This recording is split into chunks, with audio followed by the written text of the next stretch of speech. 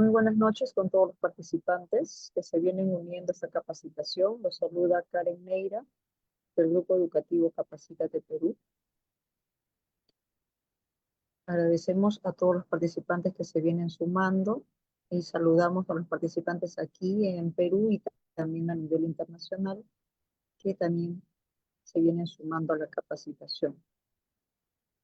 Recordamos a los participantes dar like a la fanpage para poder enterarse de los próximos cursos que tenemos en este mes. Muy bien, el día de hoy tenemos el curso de Gestión Pública y la Mejora en la Atención al Ciudadano. Este curso va a estar a cargo de la abogada Gloria Patricia Friale Fabián. Vamos a dar una pequeña descripción de su amplia trayectoria. Es abogada egresada y titulada por la Universidad Tecnológica del Perú, UTP, coordinadora de la Unidad de Gestión de Talento Humano del Programa Nacional UNAMás, entidad adscrita al Ministerio de Desarrollo e Inclusión Social, MIDES. Muy bien, entonces doy pase, doctora, para que pueda iniciar la capacitación. Bien, muchísimas gracias. Bueno, vamos al inicio.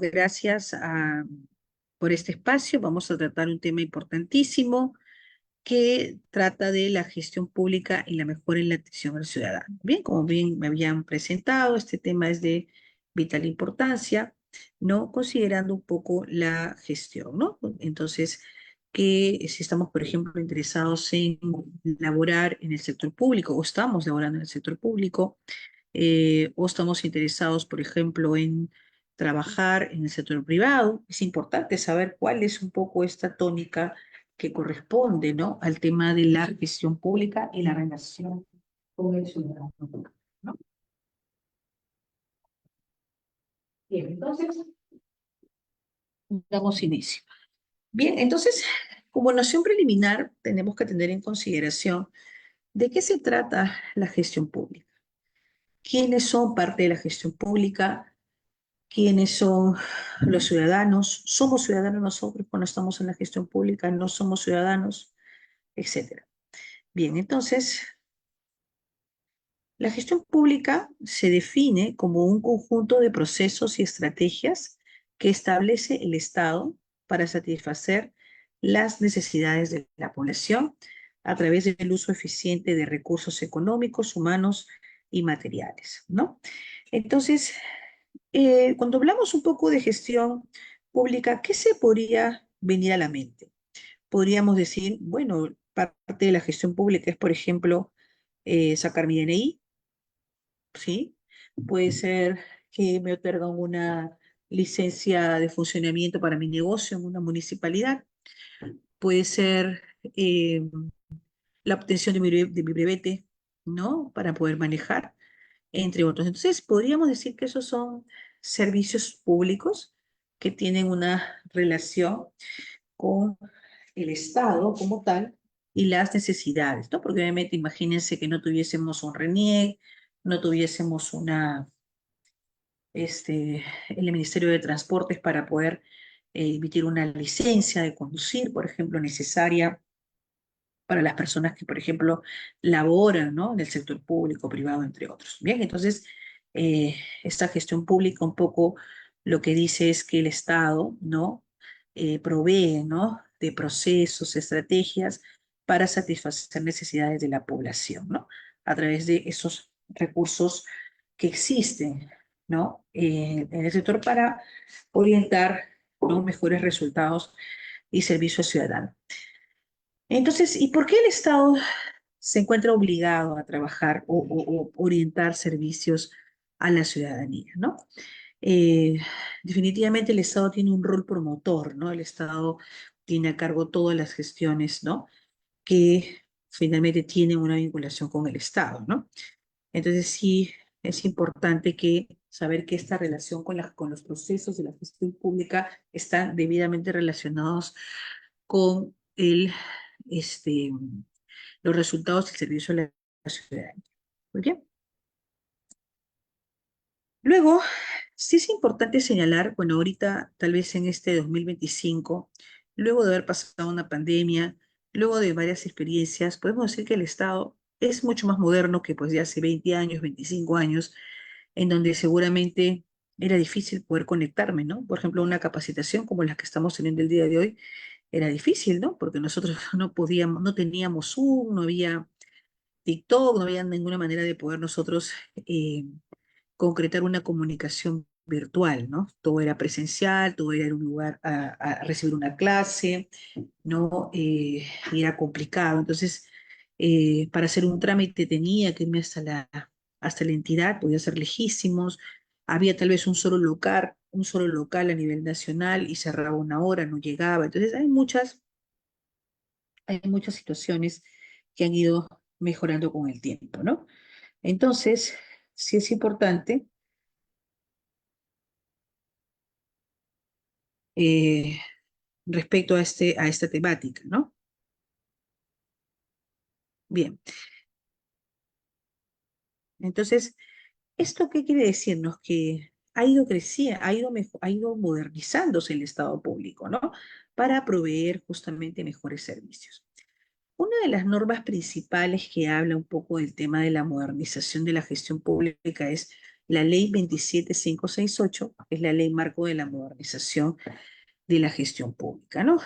Que finalmente define, que declara que el Estado peruano, en proceso de modernización, va a mejorar la gestión pública, construir un Estado democrático, descentralizado y de servicio al ciudadano. Entonces, aquí ya nos está diciendo la norma un poco en primera definición que esta ley, ¿no?, del Estado marco eh, justamente busca que el Estado peruano siga transformándose, ¿no? Siga modernizándose, y habla de dos temas importantes en materia de la capacitación del día de hoy: de mejorar la gestión pública y de construir un Estado democrático en servicio al ciudadano, ¿no? Luego también tenemos una política nacional de modernización de gestión pública que está a cargo de la presidencia del Consejo de Ministros PCM, ¿no? Que también busca, ¿no?, obtener esta finalidad. Luego también tenemos el sistema administrativo de modernización de la gestión pública, que es creada por la Ley 29158 y cuyo ente rector es la Secretaría de Gestión Pública, ¿no?, de la Presidencia del Consejo de Ministros. Luego también existen otros marcos normativos relacionados a la atención y la calidad, ¿no? Eso también está argumentado en una resolución de Secretaría General número 007/2024, que justamente busca mejorar la atención a la ciudadanía. Luego también tenemos el texto único ordenado de la 2744, que habla un poco de algunos principios que vamos a ver también relacionados al tema de la relación entre el administrado y la entidad pública, ¿no? Y la modernización como tal, ¿no? Hay principios que se trastocan fuertemente, que es el principio de simplicidad y el principio de celeridad como tal, ¿no? Entonces, también son importantes, ¿no?, situaciones que se tiene que considerar, ¿no?, en el momento de poder un poco pensar en esta transformación de la gestión pública.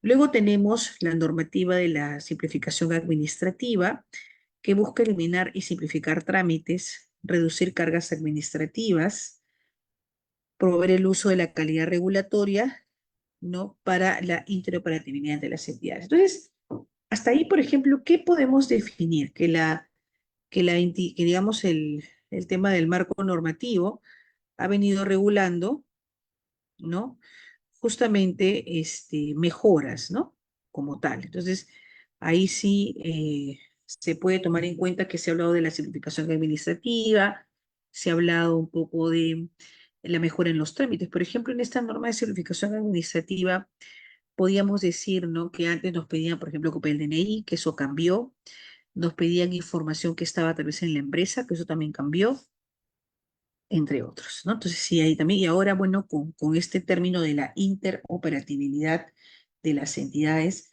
lo que nos dice un poco en buena, digamos, en buena expresión, es que también yo puedo acceder, ¿no?, a información, no solo de la entidad donde trabajo, sino a través de otras entidades también que se relacionan, ¿no?, internamente entre nosotros.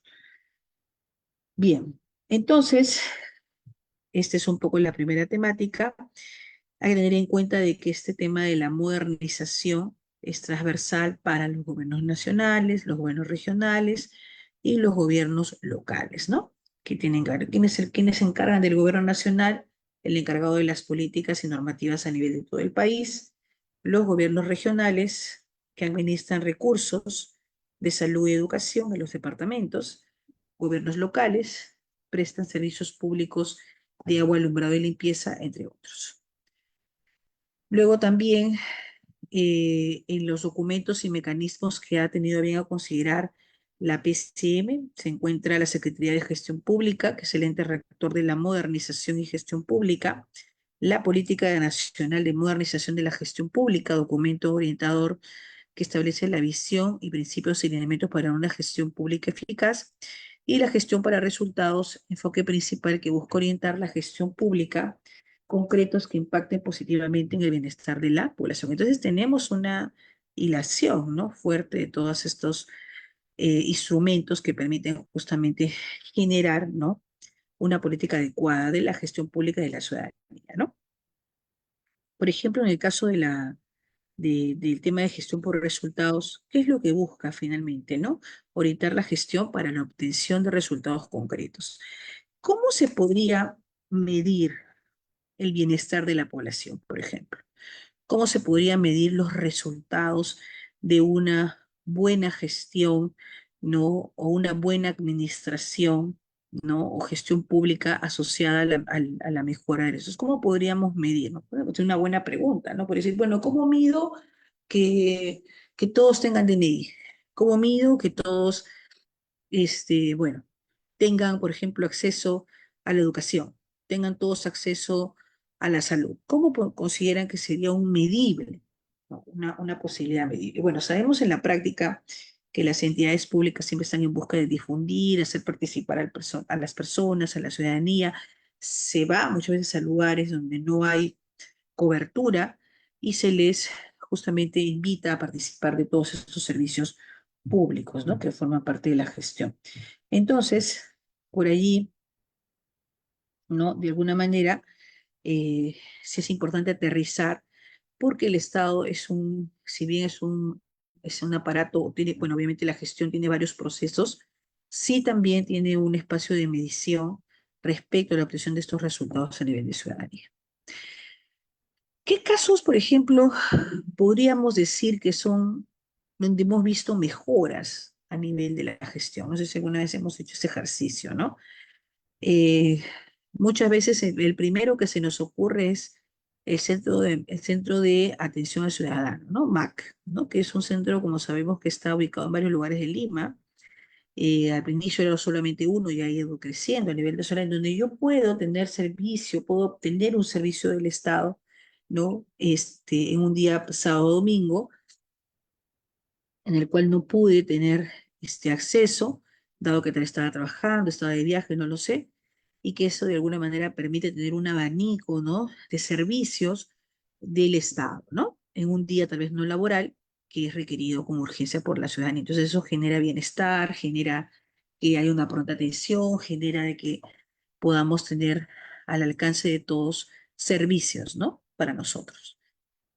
Entonces, uno de los primeros, digamos, iniciativas, ¿no?, fue el tema del principio de acercamiento del Estado peruano, del Estado ciudadano, es la creación, ¿no? ¿Cómo yo me acerco a la población?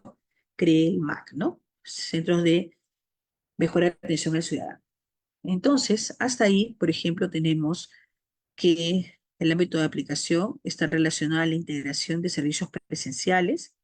La base normativa está relacionada al tema de PCM, que habíamos visto un poco estos instrumentos. Tenemos, por ejemplo, Max de Imaeste, Callao, Piura, en donde concentran más de 16 entidades públicas, Banco de la Nación, RENIEC, SUNAR, entre otros, ¿no? Policía Nacional. ¿Cuál es el beneficio directo? Justo por eso decíamos hace un momento, ¿cómo mido el tema del, del, de la ciudadanía, ¿no? Por ejemplo, uno de los indicadores importantes es el ahorro de tiempo y costos, ¿no? Un ciudadano puede obtener, por ejemplo, menos de una hora, 3 certificados. Pago y me retiro. Un trámite que antes, por ejemplo, tenía que irme yo a 3 sedes distintas, tenía que pagar pasaje, tenía que invertir tiempo. Entonces ahora, ya con esta, digamos, mirada del Estado para poder acercarse, se puede entender. Entonces, cuando no existía MAP, por ejemplo, hacer un ejercicio del ex ante, ¿no? ¿Qué sucedía? Primero teníamos entidades que estaban todas alejadas una de otra, en primer lugar. Teníamos servicios que estaban solamente en un horario de lunes a viernes, ¿no? Que a veces muchas personas que estaban en el interín laboral no podían ir porque estaban trabajando. Tercera situación, ¿no?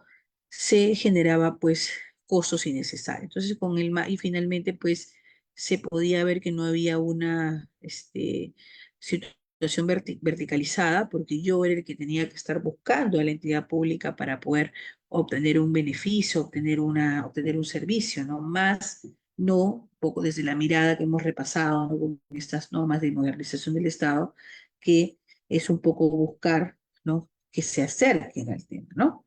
Que se acerquen a las entidades, a la ciudadanía, para fines justamente de poder contar, ¿no? Con mejores servicios. Bien. También otra de las formas, que es lo que decíamos hace un rato, ¿no? Hace 10 años, 20 años, no había Zoom, no había, todo era presencial. También existió otra mejora, ¿no? Propuesta de mejora en el tema de la administración pública, que es la normativa de gobierno digital, que exige que los servicios sean simples, inclusivos y accesibles de forma remota, que es lo que habíamos visto, ¿no? Anteriormente en el caso en donde generaba el tema. Entonces, con esta norma que generó la ley 1412, hay una pregunta, creo, perdónenme. Ok, ok, bien, seguimos. Con la ley de gobierno 1412 tenemos el tema de un acceso unificado y transparente. El caso práctico específico es que tenemos una plataforma digital única con más de 14.000 servicios digitales, ¿no? Entonces, centralizados en un solo portal web con un diseño central. Entonces, ¿qué quiere decir? Que yo tengo una posibilidad, una gama de poder, ¿no? Entrar a 14.000 en línea, cosa que nunca lo podría hacer por más que quisiera en una situación, ¿no? De condición no presencial. Luego, ¿cuál es el beneficio directo al ciudadano? La eliminación de barreras, ¿no? Que proporciona un único punto de acceso y lenguaje sencillo, eliminando necesidad de dar con muchas páginas. ¿Qué pasaba? Que yo podía estar con el celular, entraba a miles de páginas y no podía acceder. Entonces, con el gov.p, que en realidad es la plataforma única, ahora todos han migrado al gov, entonces tenemos información de todas las entidades públicas, ¿no? Lo cual hace bastante interesante, ¿no? Poder contar con toda esta plataforma, ¿no? Y puedo acceder de mi casa, ¿no? O de mi celular. Luego también esta innovación trajo consigo el tema del cero papel, ¿no? El cero papel, que es algo que siempre hemos batallado porque va desde una política de coeficiencia, de que se debe usar los recursos sostenibles, bueno, en fin. Entonces, ahí un poco lo que dicen es mesa de partes, cero papel. Por tanto, tenemos una simplificación administrativa y normativa de digitalización. Entonces, tenemos mesa de partes digital, ¿no? Permite que los ciudadanos y empresas presenten documentos a cualquier hora del día. Tenemos servicio 24/7 que garantiza la continuidad y accesibilidad del servicio sin horarios de oficina, eliminando los costos de traslado y la dependencia del papel. Claro, antes, por ejemplo, sí, yo tenía que hacer mi solicitud en papel, tenía que acercarme a la entidad, sacar tal vez 4 o 5 juegos, y bueno, que hacía poco posible la dinámica, ¿no? Como tal. Pero bueno, ya con esta innovación de la simplificación y digitalización de trámites, ayuda muchísimo, ¿no? Al tema de poder generar este tipo de actividades. Bien, entonces vamos a seguir con la exposición.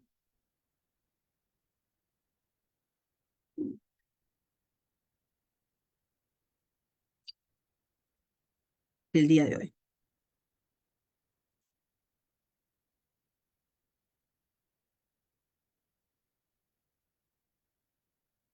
Bien, luego también hemos tenido, ¿no? Eh, algunos otros que es la gestión de la calidad y el trato al ciudadano. Mira, hemos visto el tema de simplificación administrativa, hemos visto el tema de gobierno digital. También tenemos el tema en la cual se puede evaluar el comportamiento del servidor público. Por ejemplo, la protocolización del servicio, la directiva de la atención de ciudadanía, norma de gestión de la calidad. Es decir, por ejemplo, tenemos el protocolo de entidades, ¿no? En la cual se implementa de manera obligatoria la conducta del servidor, el uso de un lenguaje sencillo, mantener contacto visual, escuchar activamente y evitar interrupciones, ¿no? Que forma parte un poco de los protocolos para poder llegar al ciudadano, ¿no? Luego también el trato digno y empático, ¿no? Asegura que la atención sea con calidad humana, enfocada en la resolución del problema del ciudadano, enfoque del resultado, ¿no? Y no solo en el cumplimiento de los procedimientos, enfoque al proceso. Inclusión para personas con discapacidad, principio de trato preferente y ajustes razonables, directiva de atención al ciudadano, módulos con ajustes razonables, disposición de rampas de acceso temporales, uso de intérpretes de lengua de señas peruanas o la aceptación de huella digital como medio de verificación. La no discriminación facilita el acceso de trámite y servicios a personas con discapacidad o adultos mayores, cumpliendo con la obligación del Estado de eliminar barreras de acceso. Bien, luego también compartirles las principales innovaciones, ¿no? También que ha traído. Por ejemplo, tenemos el tema del cero papel, ¿no? Que de alguna manera se dio con la ley 1412, ley de gobierno digital, en la cual la innovación central era la interoperabilidad, o sea, la relación entre las entidades y el cero papel. ¿Cuál es el impacto en la atención? Obliga a las entidades a compartir datos y documentos electrónicamente, ejemplo, RENIEC Migraciones, evitando que el ciudadano tenga que presentar información que el Estado ya posee, ¿no? Por default. Luego también tenemos la mejora de la directiva, atención con pertenencia cultural y enfoque inclusivo, exige el uso del lenguaje sencillo y la implementación de ajustes razonables, ¿no? En la cual, por ejemplo, existen intérpretes de lengua de señas, accesibilidad, ¿no? Para garantizar la igualdad en el acceso. Luego también tenemos la norma técnica para la gestión de la innovación, cultura de innovación y co-creación, que promueve que las entidades usen metodologías de diseño centrado en el usuario Design Thinking y la participación ciudadana, hackatones, laboratorios para rediseñar servicios de raíz ascendiendo la mera digitalización, ¿no? Que también forma parte de estas innovaciones para la ciudadanía, ¿no? Bien. Como ya lo habíamos mencionado, la primera de ellas es la plataforma digital go.p, ¿no? Para no estar pues pensando, no sé, municipalidad distrital de Puruchuco, no sé, es un ejemplo, ¿no?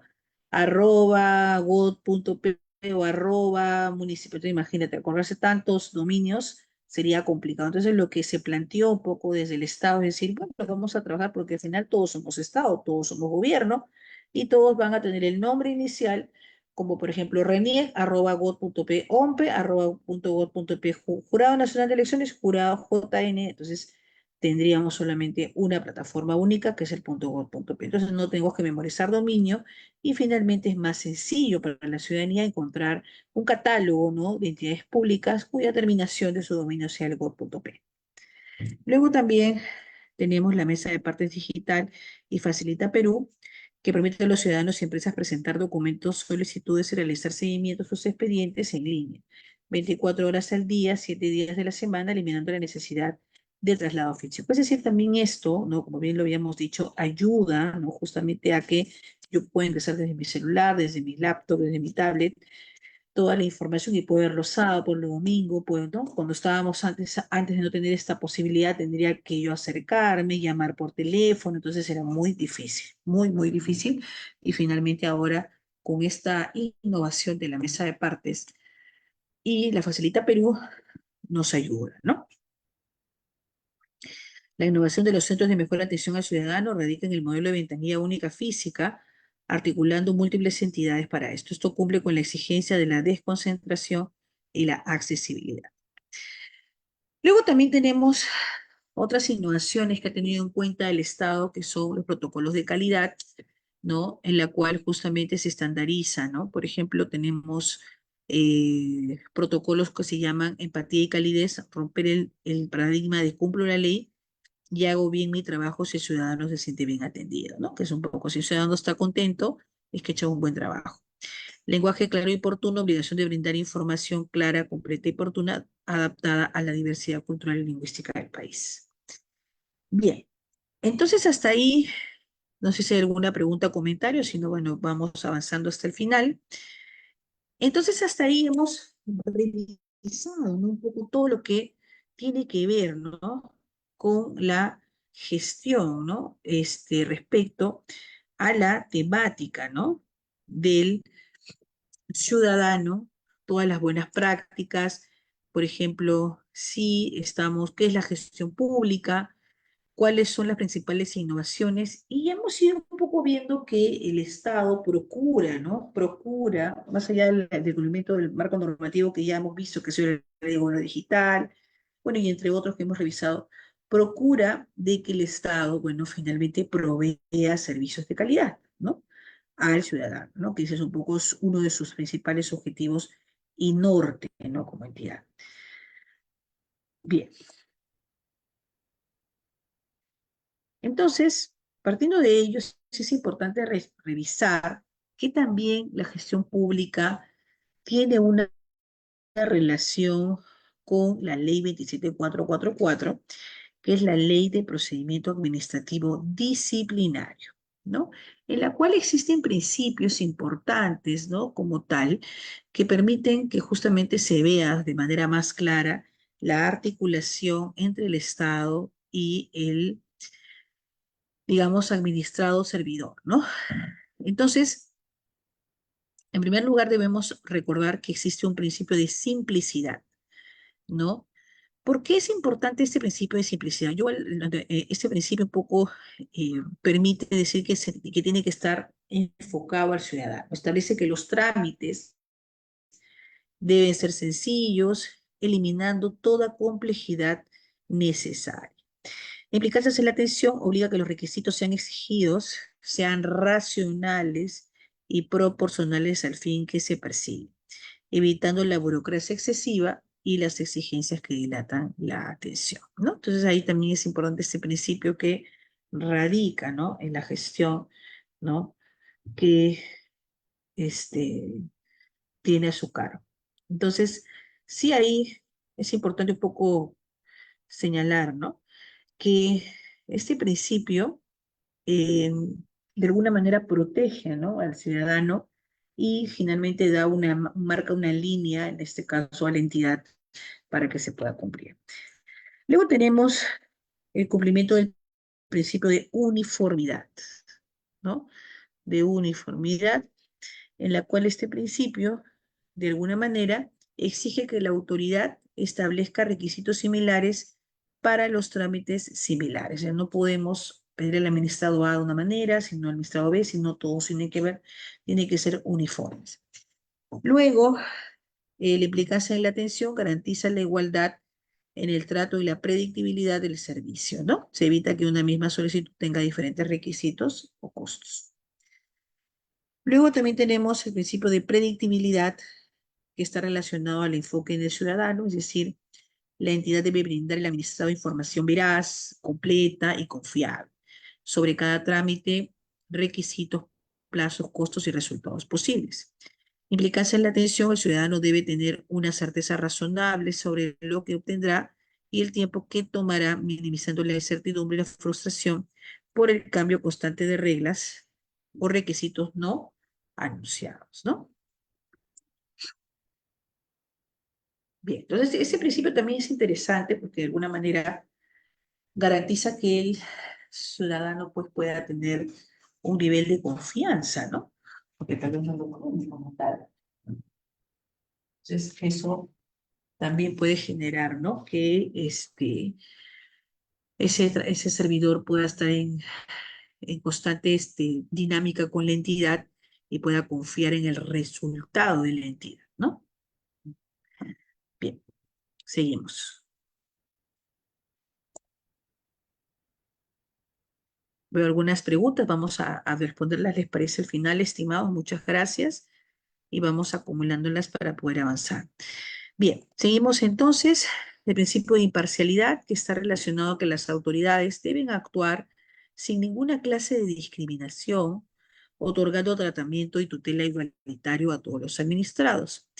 Implicarse en la atención, asegura un trato respetuoso, objetivo y equitativo para cualquier persona que acuda a la entidad pública, ¿no? Sin considerar su condición social, raza, género u opinión. Luego también tenemos el principio de veracidad, que está relacionado al enfoque con el ciudadano. Se presume que los documentos y declaraciones formulados por los administrados responden a la verdad de los hechos que afirman, salvo por el contrario. Y también implica la atención, reduce la exigencia de la documentación escrita, ¿no? Para justamente evitar, ¿no? Que se pueda pedir información innecesaria. Muy bien. Seguimos entonces.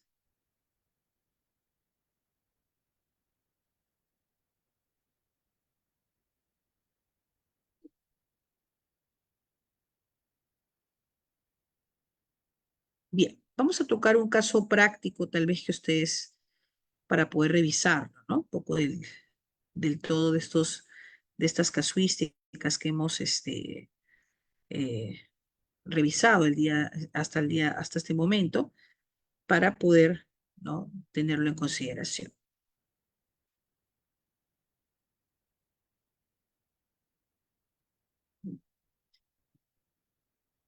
Bien, entonces hemos revisado cinco principios relacionados al tema de la gestión pública: principio de simplicidad, principio de uniformidad, principio de predictibilidad, principio de imparcialidad y principio de veracidad.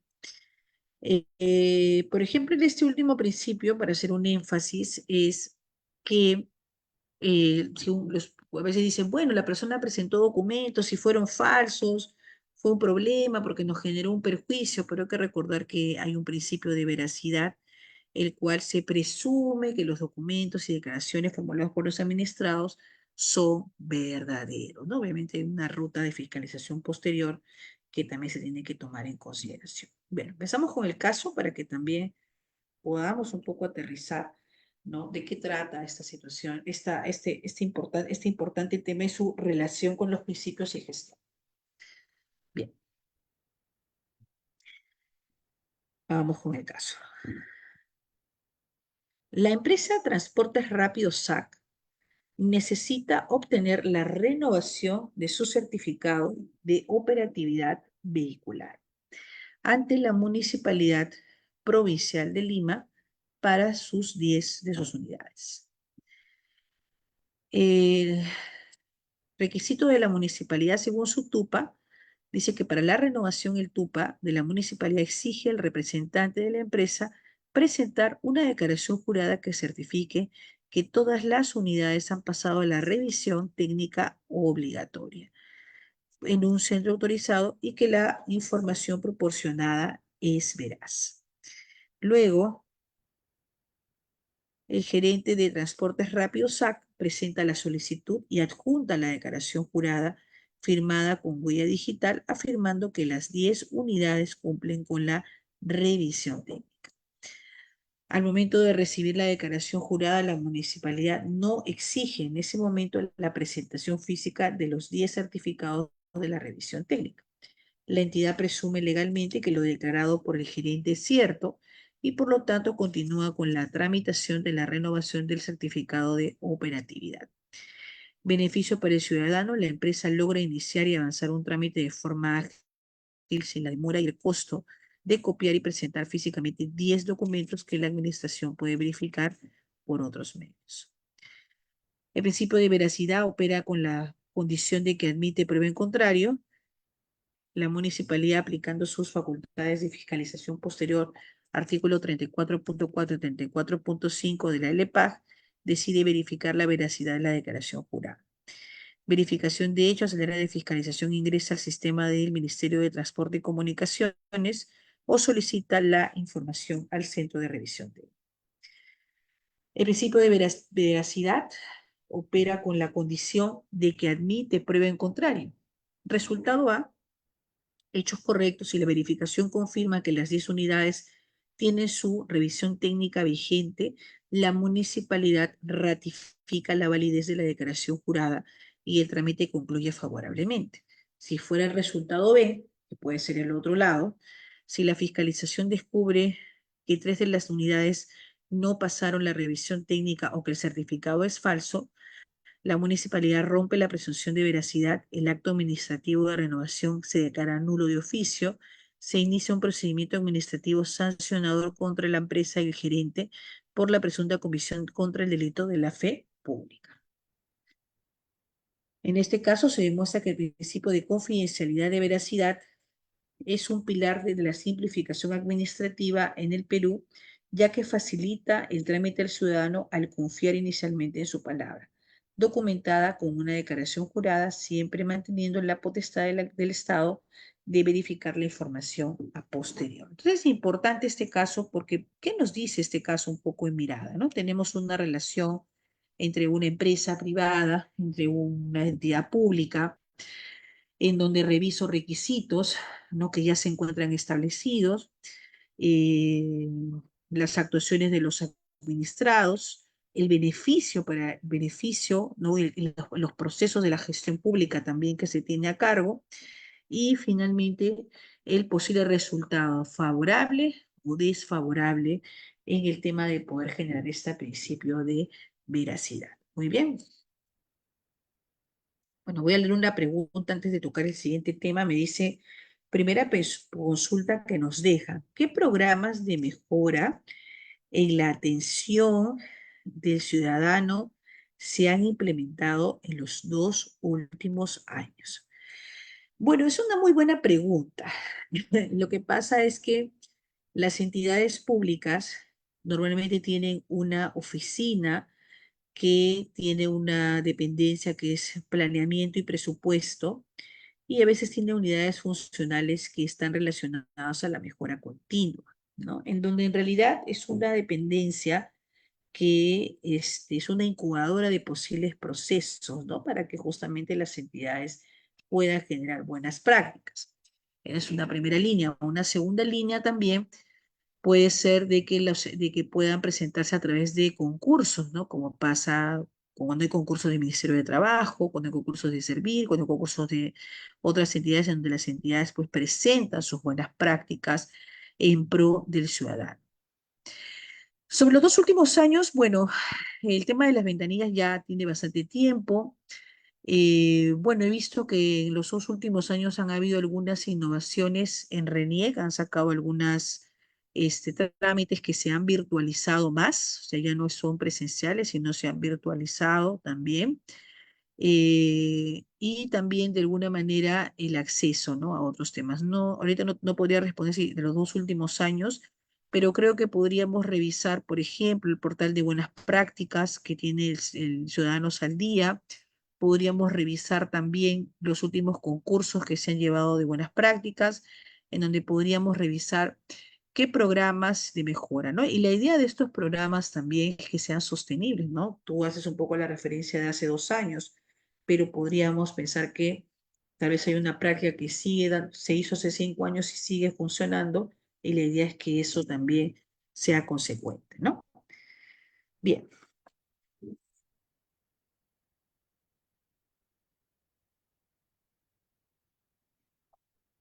Bien, entonces vamos a hacer un recuento, un poco de revisar qué es el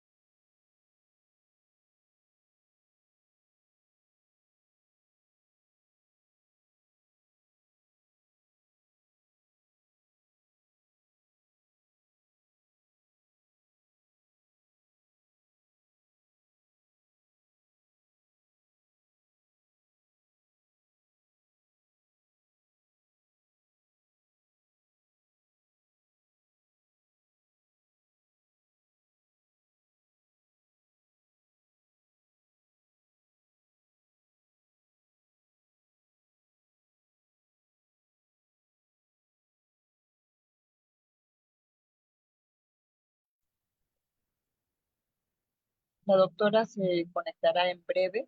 Ha habido una pequeña interferencia en su red, así que los participantes que siguen conectados, un saludo a todos ustedes. Pueden ir dejando sus consultas para que sean resueltas al finalizar la capacitación. Saludos a los participantes que están conectándose a través de nuestras diferentes plataformas. En breve la doctora estará retomando la exposición y se leerán las últimas consultas que nos estén dejando. Asimismo, se recuerda que a los participantes que se certificaron se ha enviado el material que se ha estado proyectando, asimismo también su certificado, ¿no? Y a los participantes que nos escriben por interno, eh, si aún se pueden certificar, lo pueden realizar. Estamos dejando aquí en el chat el enlace para que puedan hacer sus consultas.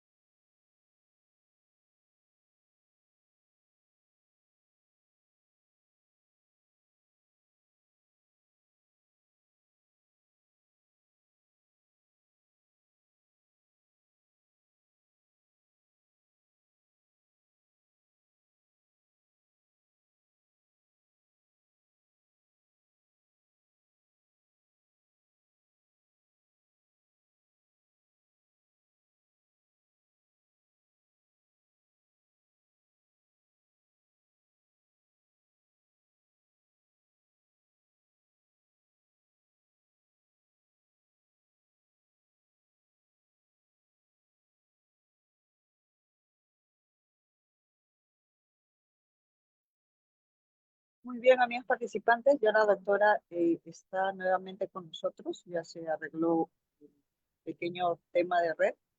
Ahorita va a proyectar nuevamente el material. Muy bien, Sí, muchas entonces gracias. Ya está. retomamos la capacitación, doctora.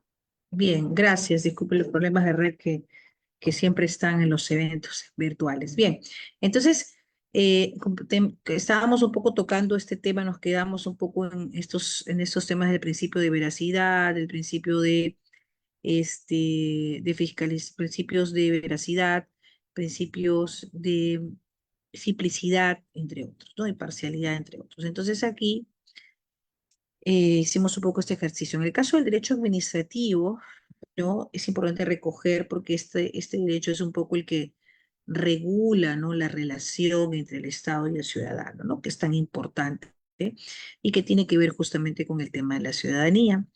También está relacionada a principios, ¿no? Que deben considerarse, ¿no? Tener en cuenta de que todo lo que tiene que ver con gestión pública y ciudadanos es de ámbito, obligatorio, es obligatorio para los tres poderes, poder ejecutivo, poder legislativo y poder judicial. Luego, estos principios que son el principio de legalidad, interés público, buena administración, eficiencia, eficacia, autotutela, subsidiariedad, ¿no?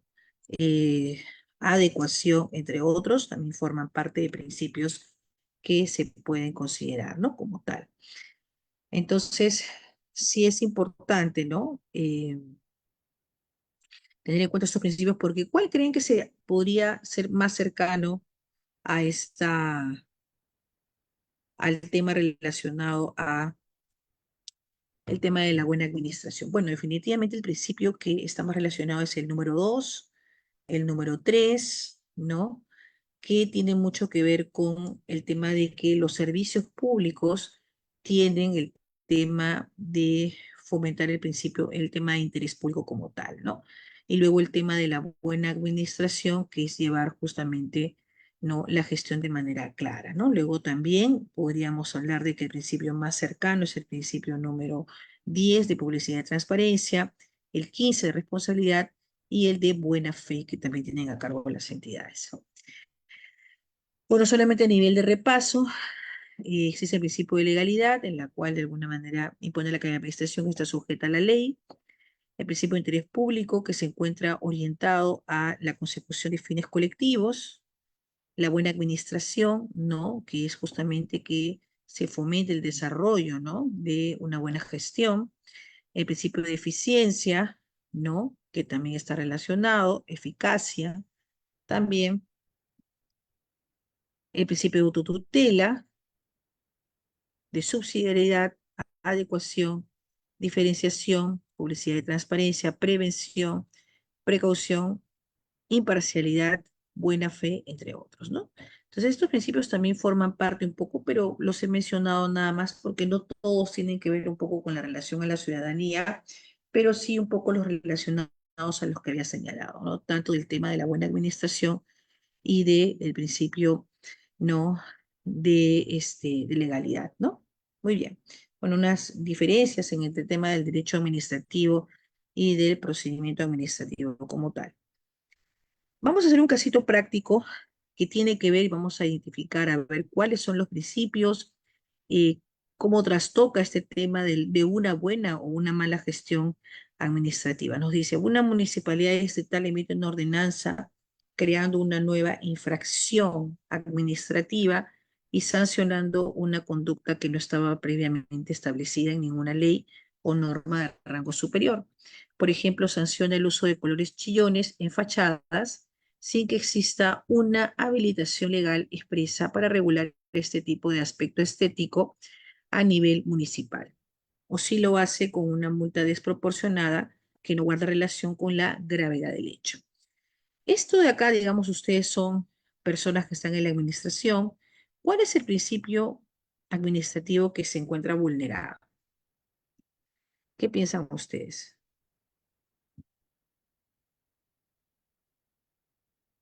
Bien, lo dejo un poco.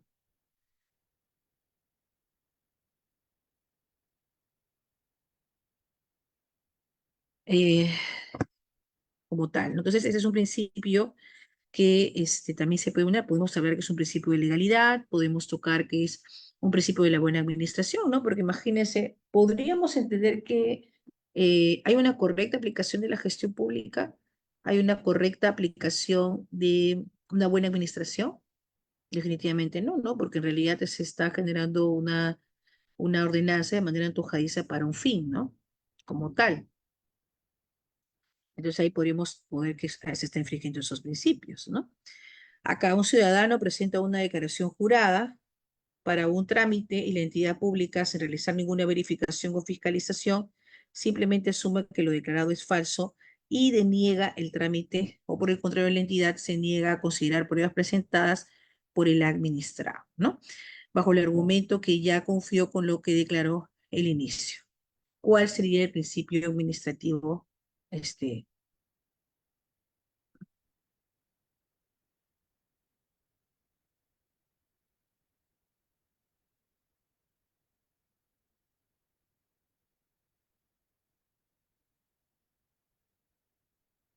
Bien, entonces, también son ejemplos, subsanación de documentos. Un ciudadano presenta una solicitud para una licencia de construcción, pero comete un error ortográfico en su apellido o en el número de su DNI en el formulario. Sin embargo, adjunta una copia de su DNI donde la información es correcta.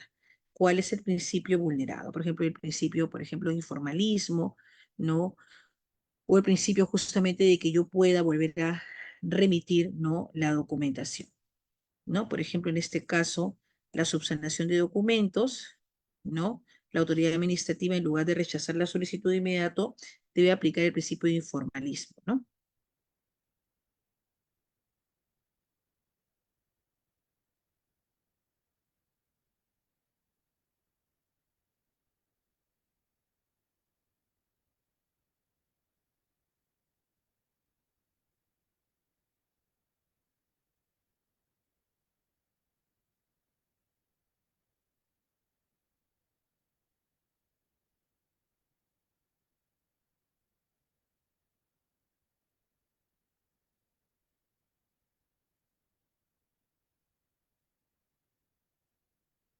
Bien, entonces también es un principio, ¿no?, que se toma en cuenta para la temática.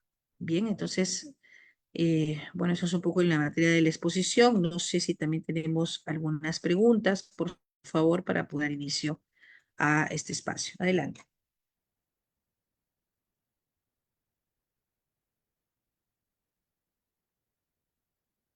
Veo preguntas en el chat. Bien, acá Muchas dice, gracias, ¿no? doctora. Adelante, adelante, Sí, sí, gracias. gracias, doctora. Gracias a los participantes que siguen conectados. Entonces, vamos a ver las consultas que nos hayan estado dejando y también pueden seguir escribiéndolas para que sean resueltas.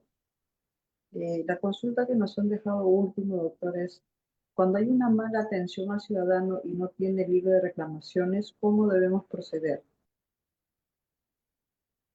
Bien, es una muy buena pregunta. Claro, a veces no llega reclamaciones a pesar que debería, ¿no? Tener, presentar en realidad un documento, un formulario, una queja de tramitación, una queja para poder hacer reconocimiento que había una situación irregular en la entidad.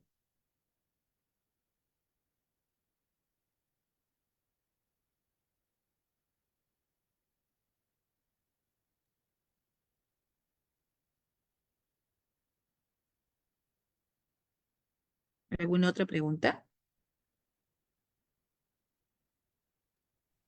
Muchas gracias, doctora. Agradecer a los participantes que siguen conectados en estos momentos y también recordarles que pueden dar like a la fanpage para enterarse de los próximos cursos que tenemos, ¿no? Vamos a ver una siguiente pregunta. Un momento, por favor.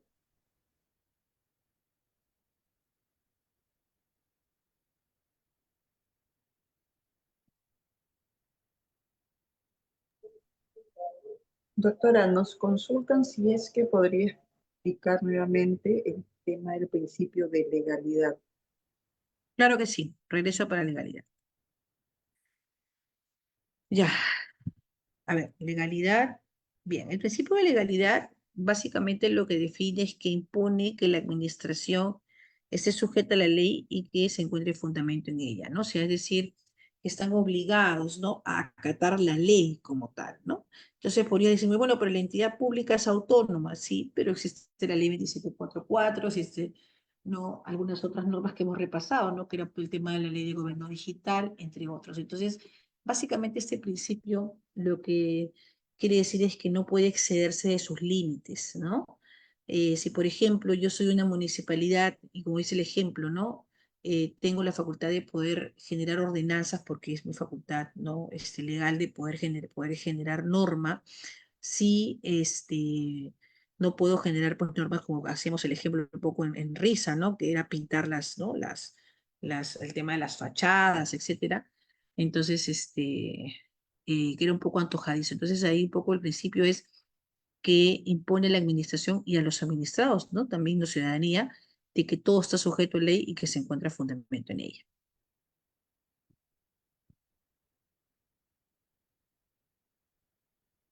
Muchas gracias, doctor. Entonces, estaríamos finalizando así la capacitación. Sus palabras finales, por favor. No, agradecerles por su tiempo, muchísimas gracias. Lamento el inconveniente del tema de la conexión y espero verlos en una próxima oportunidad. Muchas gracias también al equipo de Capacidad de Perú. Doctora, disculpe, justo nos escriben una pequeña consulta. Sí, sí, claro que sí, adelante. Un ejemplo del principio de autotutela y subsidiariedad. Subsidiariedad. Muy bien, gracias por la Ejemplo de pregunta. un ejemplo de los dos, sí. Muy bien. Bueno, en el caso de la autotutela es un principio que en realidad no muchas veces se toca, ¿no? En la cual un poco lo que dispone es de que la administración no dicta actos, ¿no?, que puedan de alguna manera proteger, ¿no?, tanto a la administración pública y también a los ciudadanos, ¿no?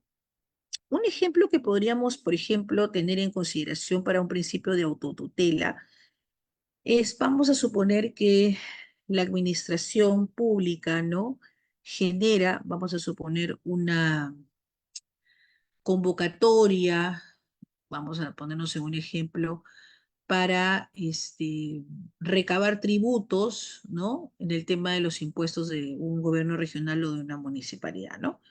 Entonces, puede ser de que él consigne, digamos, un descuento, o consigne un monto que podría estar errado, o puede un poco también generar, ¿no?, el ajuste, vamos a decirlo así, posterior. Entonces, puede decir, dicto actos para beneficio de los ciudadanos, ¿no? Puedo verificar mi error, ¿no? Tal vez de que consigné que no le descontaba 50% si pagaba el día uno, sino era 60, 70%. Puedo, de alguna manera, desde mi autorrevisión, poder, de alguna manera informar a la ciudadanía de que ese no es el monto. Entonces, ahí el ciudadano puede decir, bueno, pero yo pagué y bueno, muy seguramente puede generar el pedido de su devolución. Por tanto, mi actuación va a derivar en otra en beneficio del ciudadano por una revisión de autotutela, ¿no? Por ahí podría ser un ejemplo. En el caso de la subsidiariedad, por ejemplo, esa está muy relacionada al tema un poco de la relación de los gobiernos locales, los gobiernos regionales y las municipalidades, ¿no? Entonces, por ejemplo, si vamos a suponer tiene una situación de algún desastre natural una municipalidad, ¿no? O no hay internet o no se pueden proveer los principales servicios. Entonces, el principio de subsidiariedad establece que las actividades administrativas pueden ser ejercidas por entidades cercanas de acuerdo a si la municipalidad, por ejemplo, tenía a cargo, no sé, 5.000 trámites y, por ejemplo, en ese momento hubo un sismo, hubo una situación fortuita, ¿no? Podría generar que el gobierno regional, por ejemplo, asuma, ¿no?, los trámites de la municipalidad, ¿no?, que son de carácter urgente y que son de carácter que no pueden dejar de avanzar hasta que finalmente, ¿no?, puedan ser resueltos, ¿no? También existe, ese es un tema fortuito, pero también de alguna manera podría suscitarse de que la municipalidad esté en un lugar muy retirado, ¿no? Y que, por ejemplo, haya una convocatoria de trámites, por ejemplo, las personas con discapacidad, vamos a suponer que están empadronando y les es complicado acercarse a la municipalidad porque está en un lugar retirado, un lugar que esto, entonces el gobierno regional asume bajo principio de subsidiariedad, no ese servicio para luego, bueno, canalizarlo y comunicarlo a la municipalidad.